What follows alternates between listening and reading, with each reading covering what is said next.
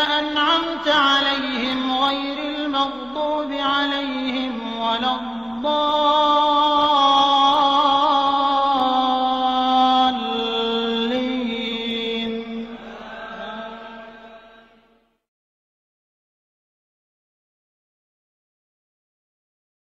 Give thanks to Allah for the moon and the stars. Praise Him all day for what is and what was. Take hold of your iman, don't give in to shaitan. Oh, you who believe, please give thanks to Allah. Allahu Ghafoor, Allahu Rahim, Allahu Yuhibbul Muhsinin. هو خالقنا ورازقنا وهو على كل شيء قدير. Allah is Ghafoor, Allah is Rahim, Allah is the one who loves the Muhsinin. He is our creator, He is our sustainer, and He is the one who has power over all. Give thanks to Allah for the moon and the stars. Before I became a Muslim, I think I was just for all intents and purposes, I was just a normal teenager, I suppose. I went out with friends and just did normal teenage stuff. I think I liked Britpop. I went to concerts, went to a big day out. You know, I went to high school. I was really just a very normal person, and it wasn't until I got to university that I decided that I wanted to be Muslim.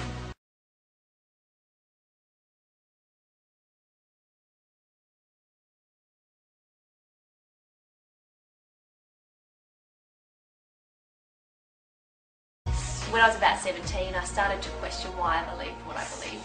Did I believe what I did just because I'd been raised to believe it, or because I thought it was true? So I decided that I wanted to look into other religions. I actually had as my New Year's resolution that I wanted to look into Judaism and that sort of thing. I had no interest at all in becoming Muslim. When I read about what Islam said about itself, I realised it was actually very different to what I thought. It was actually very peaceful, very egalitarian, strong emphasis on equal treatment of women, strong stance on social justice. I thought it was very intellectual religion, yet it was also very spiritual, and that really appealed to me as well. And so after a couple of years of actually looking into it and taking it seriously, it was when I was 19 that I realised this is actually something that I really believe in. Give thanks to Allah for the moon and the stars. Praise Him all day for what is and what was.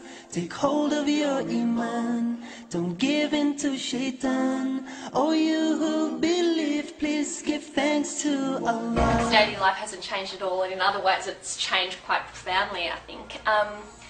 The main difference would probably be that I pray 5 times a day now. I perform the ritualistic prayer 5 times a day. So, the first prayer is before sunrise, and, then they're scattered out throughout the day.